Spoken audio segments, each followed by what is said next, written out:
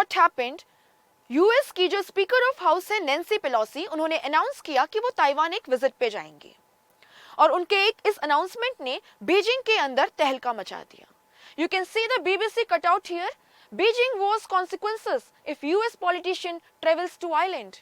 Beijing ने धमकाया कि नतीजा अच्छा नहीं होगा अगर यूएस के पॉलिटिशियंस जो हैं वो ताइवान जाएंगे। माहौल इतना गर्मा गया कि यूएस की जो मिलिट्री है उन्हें नैंसी पेलोसी की ताइवान की सेफ विजिट के लिए प्लानिंग करनी पड़ी।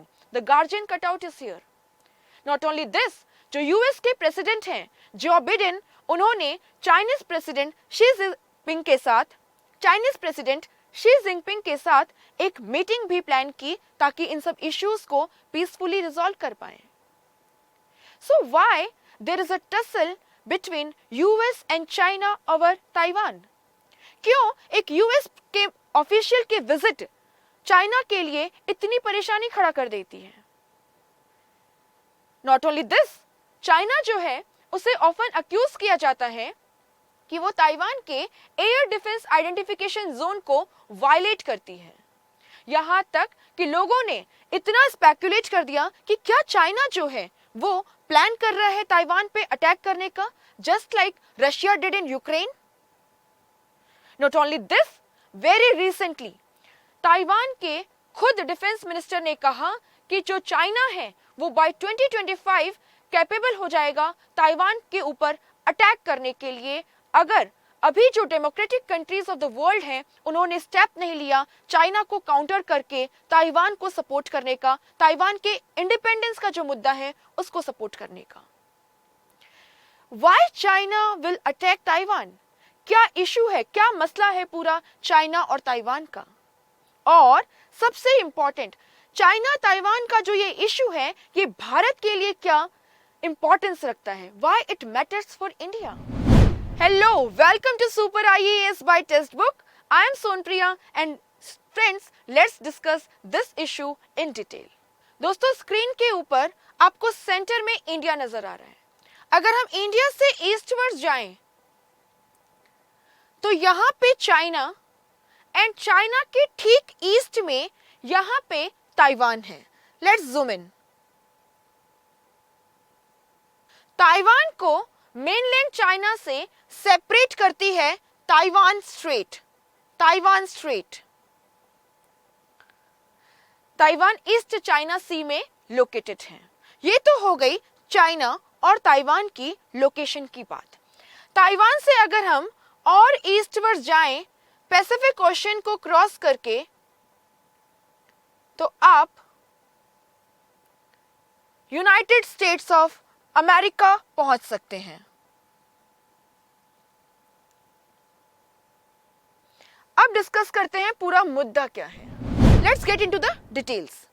आप यहाँ पे स्क्रीन पे ये रेड शेडेड लाइन देख सकते हैं पूरी। ये रिप्रेजेंट करती है क्विंग एम्पायर की टेरिटोरियल बाउंड्रीज को, जो चाइना के अंदर 17th सेंचुरी से लेके 20th सेंचुरी की शुरुआत यानी 1911 तक रूल कर रहा था। 1850 से 1910 के बीच में क्या हुआ, पूरे चाइना का जो क्विंग एम्पायर है उसको जो यूरोपियन पावर्स हैं उन्होंने अपने स्फीयर्स ऑफ इन्फ्लुएंस के अंदर डिवाइड कर लिया। फॉर एग्जाम्पल, ब्रिटिशर्स जो हैं वो ये जो लाइट ग्रीन शेडेड एरिया है इसके अंदर, जो जापानीज हैं वो ये पर्पल एरिया के अंदर, फ्रेंच जो हैं वो इस लाइट येलो शेडेड पोर्शन के अंदर, रशियंस जो हैं वो आपके नॉर्दर्न क्विंग एम्पायर की टेरिटरीज के अंदर।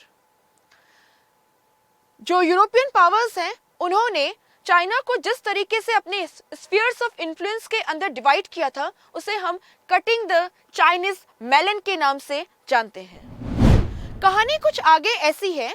1911 में सन येत सेन नाम के एक इम्पॉर्टेंट लीडर हुए और उनकी लीडरशिप में ये जो क्विंग एम्पायर है जो ऑलरेडी डिक्लाइन हो रहा था इसको ओवरथ्रो कर दिया गया और चाइना को मॉडर्नाइजेशन की तरफ ले जाने की कोशिश की गई। एक पार्टी फॉर्म की गई, कुमिनतांग पार्टी, जिसे KMT के नाम से भी जानते हैं। आगे चल के 1925 में सन येत सेन के बाद में KMT के लीडर हुए चियांग कई शेक। चियांग कई शेक जो हैं ये उस टाइम पे चाइना के अंदर जो कम्युनिस्ट पार्टी थी, जो कम्युनिस्ट सपोर्टर्स थे, उनके साथ मिलके धीरे धीरे नॉर्दर्न चाइना के अंदर जो लैंडलॉर्ड्स थे उनको खत्म करने के लिए काम करने लगे। चाइना के अंदर कम्युनिज्म बहुत तेजी से बढ़ रहा था after the successful revolution by the communist in Russia. दुनिया भर में ही कम्युनिज्म का इन्फ्लुएंस काफी बढ़ गया था। Same was for the China. Sun Yat Sen जो है, उनके जो सक्सेसर हैं चियांग काई शेक, इनको लग रहा था कि कम्युनिज्म जो है ये उनकी party, pro democracy party, capitalist party के लिए एक खतरा है। तो उन्होंने क्या करना शुरू किया, धीरे धीरे जब लैंडलॉर्ड्स के अगेंस्ट ये लोग मिलके फाइट कर रहे थे, उसी टाइम पे जो कम्युनिस्ट लीडर्स हैं उनको एक एक करके खत्म करना शुरू कर दिया। और इस मुद्दे पे जो कैपिटलिस्ट एंड कम्युनिस्ट पार्टीज हैं, कैपिटलिस्ट कुमिंतांग पार्टी जिसको चियांग काई शेक लीड कर रहे थे, एंड आपकी कम्युनिस्ट पार्टी जिसको माओ जेडोंग लीड कर रहे थे, उनके बीच में सिविल वॉर या गृह युद्ध छिड़ जाता है 1946 में। यह गृह युद्ध 1949 में खत्म होता है और इसके अंदर माओ जेडोंग की जो कम्युनिस्ट पार्टी है वो सक्सेसफुल रहती है। चियांग काई शेक और उनके कुमिंतांग पार्टी के जो मेंबर्स हैं वो भाग करके ताइवान, जिसका लोकेशन मैं आपको अभी दिखा रही थी, यहां पहुंच जाते हैं। इसे पहले फार्मोसा आइलैंड कहते थे और वो अपने इस आइलैंड का नाम रखते हैं रिपब्लिक ऑफ चाइना। इधर जो मेनलैंड चाइना है वहां पे माओ जेडोंग उसे पीपल्स रिपब्लिक ऑफ चाइना के नाम से एक नया नाम देके एक नई कंट्री की, जहां पे कम्युनिस्ट गवर्नमेंट है, कम्युनिस्ट सेटअप है, उसकी शुरुआत करते हैं। 1990s में क्या होने लगा, ताइवान जो है उसके अंदर मेनलैंड चाइना से इंडिपेंडेंस की डिमांड जो है वो उठने लगी। पीपल्स रिपब्लिक ऑफ चाइना जो है वो इसको एक्सेप्ट करने को तैयार नहीं था।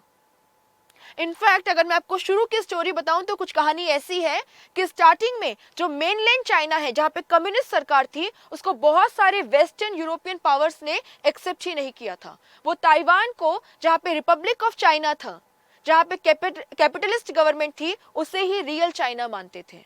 लेकिन धीरे धीरे करके they started recognising this China as the real China और चाइना ने वन चाइना पॉलिसी डिक्लेयर कर दी। वन चाइना पॉलिसी से यहाँ पे मतलब है कि there is only one Chinese government जो मेनलैंड चाइना के अंदर रूल कर रही है, people's republic of China. Taiwan जो है उसका अलग कोई सॉवरेन स्टेटस नहीं है। Taiwan is part of mainland China. जो भी कंट्रीज चाइना के साथ अच्छे डिप्लोमेटिक टाइज मेंटेन करना चाहती हैं, पॉलिटिकल और इकोनॉमिक रिलेशनशिप मेंटेन करना चाहती हैं, उन्हें चाइना की वन चाइना पॉलिसी जो है उसे मानना पड़ता है। सो जो यूएस है वो भी वन चाइना पॉलिसी को रिस्पेक्ट करता है, वन चाइना पॉलिसी को फॉर्मली वो मानता है और इसीलिए ताइवान के साथ कोई डिप्लोमेटिक टाइज यूएस की नहीं है फॉर्मली। लेकिन इनफॉर्मल सेंस में यूएस जो है उसके लिए ताइवान बहुत इंपॉर्टेंट है चाइना को काउंटर करने के लिए, और इसीलिए इनफॉर्मली यूएस के ताइवान के साथ बहुत अच्छे डिफेंस टाइज हैं। टाइम एंड अगेन कुछ यूएस पॉलिटिशियंस जो बहुत प्रोमिनेंट पॉलिटिशियंस हैं, आपकी नैन्सी पेलोसी जैसे, वो ताइवान की इंडिपेंडेंस की डिमांड, उसके सॉवरेन स्टेटस को रिकॉग्नाइज करने के लिए सपोर्ट करते रहते हैं। ताइवान जो है वो चाइना के इस एग्रेशन के खिलाफ आखिर कैसे रिस्पॉन्ड कर रहे हैं, तो ताइवान जो है वो खुद को इकोनॉमिकली, मिलिटरीली डेवलप करने की कोशिश कर रहा है। It is one of the leading countries in chip making, in electronic sector. वो defence exercises, military exercises and navy drills जो है वो सब कंडक्ट करता रहता है to improve its defence capabilities. Diplomatic ties को इम्प्रूव करने के लिए India, European countries as well as America जैसी जो कंट्रीज, जो डेमोक्रेटिक कंट्रीज हैं, उनका सपोर्ट गेन करने के लिए भी ताइवान लगातार प्रयास करता रहता है। So Taiwan is trying to defend itself and its territory. मैं आपको कह रही थी कि यूएसए के लिए ताइवान जो है वो काफी मैटर करता है। ऐसा क्यों? ताइवान जो है उसके लिए तो यूएसए इंपॉर्टेंट है, क्योंकि यूएसए के सपोर्ट के बेसिस पे ही वो चाइना को काउंटर कर सकता है। बट यूएसए जो है उसके लिए भी ताइवान बहुत इंपॉर्टेंट है। There are no free lunches in the world. Actually Taiwan जो है वो हिस्सा है फर्स्ट आइलैंड चेन का, यानी उन आइलैंड्स की एक चेन जिसके अंदर आपका Japan, Korea, south Korea, Taiwan, Philippines included हैं, जो चाइना को एनसर्कल करते हैं एंड यूएस को पैसिफिक ओशियन के अंदर चाइना को कंट्रोल में रखने में हेल्प करते हैं। So Taiwan being a part of the first island chain is definitely very important for USA in its foreign affairs, especially in countering China. अब ये सब तो ठीक है, डिस्कशन जो है वो इस बात पे आता है, आखिर ये जो पूरा मुद्दा है क्या इसका इंडिया के लिए भी कुछ इंपॉर्टेंस है? क्या इंडिया के लिए भी ये मायने रखता है? जी हाँ, चाइना जो है वो टाइम एंड अगेन इंडिया की टेरिटोरियल सॉवरेनिटी जो है उसे चैलेंज करता रहता है, चाहे फिर वो अक्साई चीन हो लद्दाख के अंदर, चाहे आपके ईस्टर्न बॉर्डर पे अरुणाचल प्रदेश हो जिसको वो सदर्न तिब्बत कहता है, या फिर वो पाकिस्तान ऑक्यूपाइड कश्मीर हो जिसमें पाकिस्तान के साथ मिलके वो सी पैक जो है चाइना पाकिस्तान इकोनॉमिक कॉरिडोर जो है उसे डेवलप कर रहा है। अब बात है इंडिया की जवाब देने की। इंडिया चाहे तो चाइना को वन इंडिया पॉलिसी जो है उसे रेसिप्रोकेट करने को कह सकता है, उस चाइना को तिब्बत के इशू पे, ताइवान के इशू पे चैलेंज करके कि भाई अगर हम आपके तिब्बत को आपका पार्ट मान रहे हैं, अगर हम ताइवान को आपका पार्ट मानते हैं और आपकी वन चाइना पॉलिसी को सपोर्ट करते आए हैं, तो टाइम आ गया है रेसिप्रोकेट नाउ। चाहे अक्साई चीन हो, चाहे पॉक हो, चाहे अरुणाचल प्रदेश हो। और अगर चाइना ऐसा नहीं करता तो इंडिया जो लाइक माइंडेड कंट्रीज हैं, स्पेशली तिब्बत के अंदर जो ग्रुप्स हैं, या फिर ताइवान जो है उनको सपोर्ट कर सकता है और चाइना के लिए एक चैलेंज पैदा कर सकता है। So in brief we can say कि नैन्सी पेलोसी का जो एक अनाउंसमेंट है कि वो ताइवान जाएगी, वो एक तरीके से वन चाइना पॉलिसी जो है उसे चैलेंज कर रहा था, और इसीलिए चाइना जो है वो इतना तिलमिला गया उनके इस अनाउंसमेंट पे कि वो ताइवान जाएंगे। नॉट ओनली दिस, चाइना अपनी वन चाइना पॉलिसी के तहत ही ताइवान को अपने अंदर इंक्लूड करना चाहता है एंड टाइम एंड अगेन उस पर अटैक करके, फोर्स यूज करके भी उसे अपनी टेरिटरी का हिस्सा बनाने के लिए क्लेम करता रहता है। एक मजेदार बात बताऊं, ताइवान जो है वो 17th सेंचुरी के अंदर क्विंग एम्पायर जो है उसके हाथ आता है। उसके बाद में जब फर्स्ट सीनो जापानीज वॉर हुआ तो चाइना ने जो ताइवान है वो जापान को सौंप दिया, और जापान जो है उसकी जब फर्स्ट और सेकेंड वर्ल्ड वॉर में डिफीट हुई तो जापानीज जो है उनको 1945 में ताइवान जो है उसे मेनलैंड चाइना जो है उसको रिटर्न करना पड़ा था, और इसीलिए चाइना क्लेम करता है कि ताइवान उसकी टेरिटरी का हिस्सा है और जो कोई गवर्नमेंट वहां फॉर्म होगी वो लीगल नहीं होगी, क्योंकि there is only one Chinese government, that is people's republic of China. Thank you so much. Hope आपको सारा जो कॉन्सेप्ट है इस इशू का, पूरा जो मुद्दा है वो समझ में आया होगा। अगर आप ऐसे ही इंटरेस्टिंगली इन इश्यूज को डिस्कस करना चाहते हैं तो आप हमारे चैनल को सब्सक्राइब करके बेल आइकन प्रेस कर सकते हैं। एंड यस, अगर आप यूपीएससी सिविल सर्विसेज की तैयारी कर रहे हैं and you are searching for one stop solution, then you can subscribe to our super coaching course, जहां पे आपको एक सिंगल सब्सक्रिप्शन के अंदर comprehensive preparation, study notes, live classes plus mock test मिल रहे हैं। Best of the faculties are taking live classes.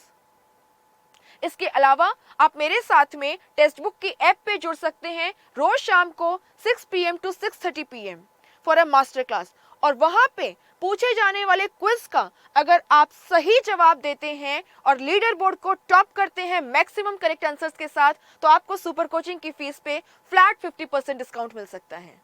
आपकी जो फीस है वो बहुत ही नॉमिनल है, 2500 रुपीज पर मंथ। और अगर आपको स्कॉलरशिप नहीं मिलती तभी भी आप ये कूपन कोड यूज कर सकते हैं SON20 and you can get 20% discount on this fees. Thank you so much.